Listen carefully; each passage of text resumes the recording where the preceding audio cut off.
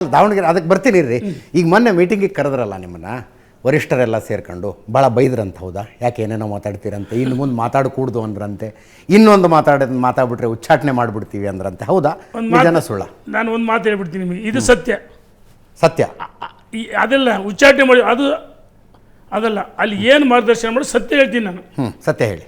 ನಾನು ಡೆಲ್ಲಿಗೆ ಹೋದಂಥ ಸಂದರ್ಭದಲ್ಲಿ ಪ್ರಹ್ಲಾದ್ ಜೋಶಿಯವರು 16 ಬಾರಿ ಅವ್ರ ಮನೆ ಒಳಗಡೆ ಊಟ ಉಪಹಾರನ ಮಾಡಿಸಿ ಜೊತೆ ಕುಳಿತು, ರೇಣುಕಾಚಾರ್ಯ ಮಾಧ್ಯಮಕ್ಕೆ ನೀವು ಹೋಗ್ಬೇಡ್ರಿ, ಮಾಧ್ಯಮದಲ್ಲಿ ಮಾತಾಡಿದಾಗ ನಿಮಗೆ ನಿಮ್ಮದೇ ಆದ ವರ್ಚಸ್ಸಿದೆ, ಸಂಘಟನೆ ಸಾಮರ್ಥ್ಯ ಇದೆ, ಆದರೆ ಮಾಧ್ಯಮದ ಮುಂದೆ ಮಾತಾಡಿದಾಗ ನಿಮಗೆ ಎಲ್ಲೋ ಒಂದು ಕಡೆ ವಿವಾದಾತ್ಮಕ ಹೇಳಿಕೆ ಆಗುತ್ತೆ, ನಿಮಗೆ ಸುತ್ತುವರಿಯುತ್ತೆ ಅಂತ ಹೇಳಿದ್ರು. ನಾನು ಹೇಳಿದೆ, ಸರ್ ನಾನು ಬೇರೆಯವ್ರು ಅವ್ರ ಹೆಸರು ಹೇಳಲ್ಲ, ಯಡಿಯೂರಪ್ಪನವ್ರು ಮುಖ್ಯಮಂತ್ರಿ ಆಗಿದ್ದಾಗ ಮಾತಾಡಿದಾಗ ಅನಿವಾರ್ಯವಾಗಿ ಮಾತಾಡಿದ್ದೀನಿ.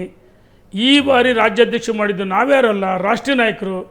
ಅದನ್ನು ಪ್ರಶ್ನೆ ಮಾಡಿದಾಗ ಮಾತ್ರ ನಾನು ಮಾತಾಡಿದ್ದೀನಿ ವಿನ ನಾನಾಗಿ ವಿವಾದಾತ್ಮಕ ಹೇಳಿಕೆಗಳು ಯಾರ ವಿರುದ್ಧ ಇಲ್ಲ.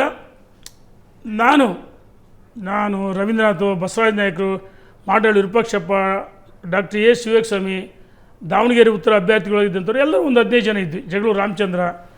ಆ ಸಂದರ್ಭದಲ್ಲಿ ಅವ್ರು ಹೇಳಿದರು, ರೇಣುಕಾಚಾರ್ಯ ಇವತ್ತು ಕಾರ್ಯಕರ್ತರಿಗೆ ಆತ್ಮವಿಶ್ವಾಸ ಮೂಡಬೇಕು, ಯಡಿಯೂರಪ್ಪನವ್ರಿಗೆ ವಿಜೇಂದ್ರ ಒಳ್ಳೆ ತರಬೇಕು, ಆ ನಿಟ್ಟಿನಲ್ಲಿ ನಾವೆಲ್ಲ ಕೆಲಸ ಮಾಡೋಣ, ಸಂಘಟಿತ ಪ್ರಯತ್ನ, ಲೋಕಲ್ ಬಾಡೀಸ್ ಚುನಾವಣೆ ಗೆಲ್ಲಬೇಕು, ರಾಜ್ಯದಲ್ಲಿ ಕಾಂಗ್ರೆಸ್ ಸರ್ಕಾರ ಇವತ್ತು ನಮಗೆ ಚಿನ್ನದ ತಟ್ಟೆಯಲ್ಲಿಟ್ಟು ಅವರ ಕಚ್ಚಾಟ, ಜಗಳ, ಬೀದಿರಂಪ ಇವನ್ನೆಲ್ಲ ನಾವು ಎನ್ಕರೇಜ್ ಮಾಡ್ಕೋಬೇಕು, ಬಳಕೆ ಮಾಡ್ಕೋಬೇಕು, ಹೋರಾಟ ಮಾಡೋಣ.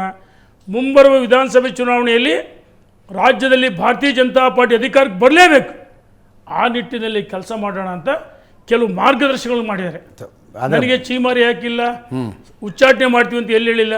ನಮ್ಮ ಪ್ರಹ್ಲಾದ್ ಜೋಶಿ ಅವರು 4-5 ಬಾರಿ ಅವ್ರು ಹೇಳಿದರು, ನರೇಂದ್ರ ಮೋದಿ ಅವರು ಒಂದು ಬಾರಿ, ನರೇಂದ್ರ ಮೋದಿಯವರು ಒಂದು ಬಾರಿ ಮಾಧ್ಯಮಕ್ಕೆ ಬಂದಿಲ್ಲ.